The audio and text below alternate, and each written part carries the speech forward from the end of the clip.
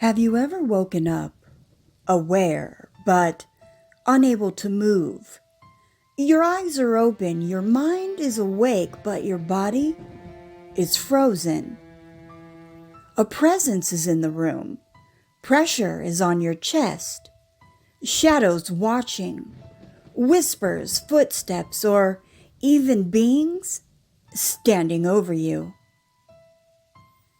For centuries, this experience has terrified, fascinated, and spiritually awakened people across the globe. So today, we explore sleep paralysis, not just as a medical phenomenon, but as a spiritual crossroads between worlds. From a medical standpoint, sleep paralysis occurs when the brain wakes up before the body does. During REM sleep, the stage where vivid dreams occur, your brain shuts down most muscle movement. This is called muscle atonia, and it's designed to protect you from acting out your dreams. Sleep paralysis happens when your mind regains consciousness, but your body remains in REM paralysis. You are awake, but trapped. This state often includes the inability to move or speak, a sensation of pressure on the chest, vivid hallucinations, visual, auditory, or tactile, an overwhelming sense of fear or presence. Medically, it's explained as a brain-body disconnect. Spiritually, many say that explanation is only half the story. What's fascinating is that nearly every culture on Earth has described this experience long before modern neuroscience. And almost all of them interpreted it as a spiritual or supernatural thing. In medieval Europe, it was called the night hag, believed to be a witch or a demon sitting on the chest. In Japan, it's known as the kanashibari, caused by vengeful spirits. In parts of Africa and the Caribbean, it's associated with spirit attacks or astral intrusion. In Islamic tradition, sleep paralysis is often linked to jinn, with protection sought through Quranic recitation. And then, in Christian contexts, it has been interpreted as demonic oppression or spiritual warfare. And in indigenous traditions, it's seen as the soul partially leaving the body or being vulnerable during dream travel. Different names, but same experience. This raises a powerful question. Why do people across cultures, without communication, describe the same entities, fear, and sensations? One of the most disturbing elements of sleep paralysis is the sense of a presence. You feel watched, touched, pinned, and observed. Neurologically, this is explained as the dream world bleeding into waking consciousness. But spiritually, many traditions believe something deeper is happening. They suggest that during sleep paralysis, the ego barrier dissolves, the subconscious and spiritual realms overlap. The soul becomes partially unanchored from the physical body. This state mirrors what mystics, shamans, and astral travelers intentionally seek through meditation and trance. In other words, you are awake in the in-between. Many who experience sleep paralysis report seeing shadow figures, tall dark beings, humanoid forms without faces, reptilian or insect-like entities, bright lights, and floating sensations. Some interpret this as astral entities, lower dimensional beings, manifestations of the shadow self as described by Carl Jung, or even extraterrestrial encounters.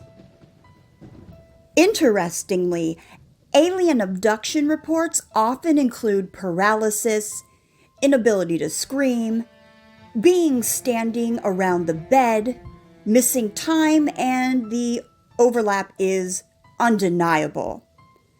Spiritually, some believe sleep paralysis opens a temporary gateway where perception expands beyond the physical senses. Many spiritual traditions agree on one thing: sleep paralysis is a moment of vulnerability. Not because you're weak, but because your protective filters are down. In this state, fear manifests instantly. Thoughts shape experiences. Emotional energy becomes amplified. This is why fear often attracts frightening visitations. Some traditions believe negative entities feed on fear. Others say the mind projects unresolved trauma. Still, others view it as a test of spiritual grounding. The message across traditions is consistent. Inner peace is protection.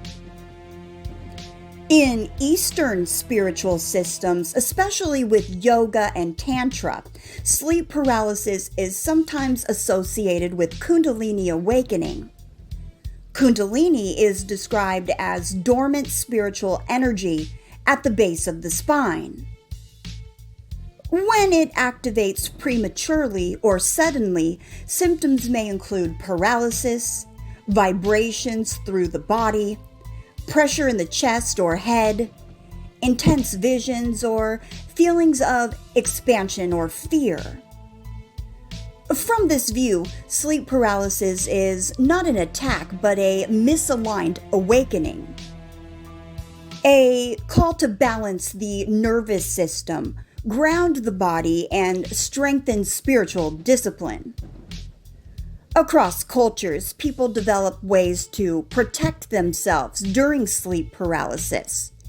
Prayers or mantras to anchor consciousness, Quranic versions or psalms or sacred names. Visualization of light surrounding the body. Breath control to calm panic. Facing fear directly, which often dissolves the experience. Consistent spiritual practice, meditation, gratitude, grounding rituals. Modern advice echoes ancient wisdom. Reduce stress. Maintain good sleep hygiene. Create a sense of safety before sleep.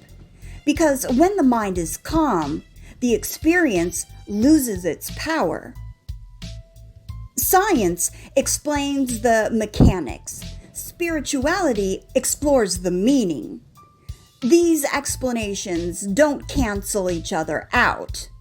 Many believe sleep paralysis is biological in function, spiritual in experience.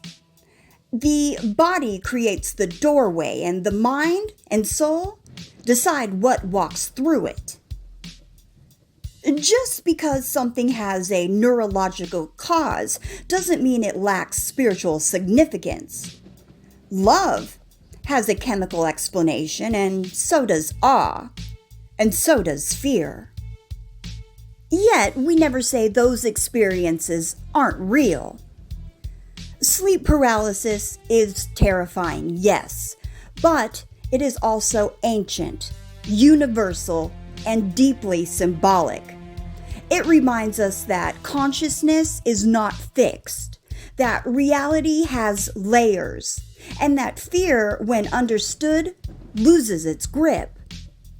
Perhaps sleep paralysis isn't a punishment or an attack or a malfunction. Perhaps it's a reminder that we exist between worlds more often than we realize.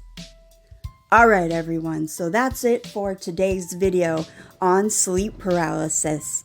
As always, I hope you found it entertaining, enlightening, or in some way beneficial. If you did, hit the like button, subscribe to the channel, and share the video with a friend or two. Alright everyone, take care. Peace.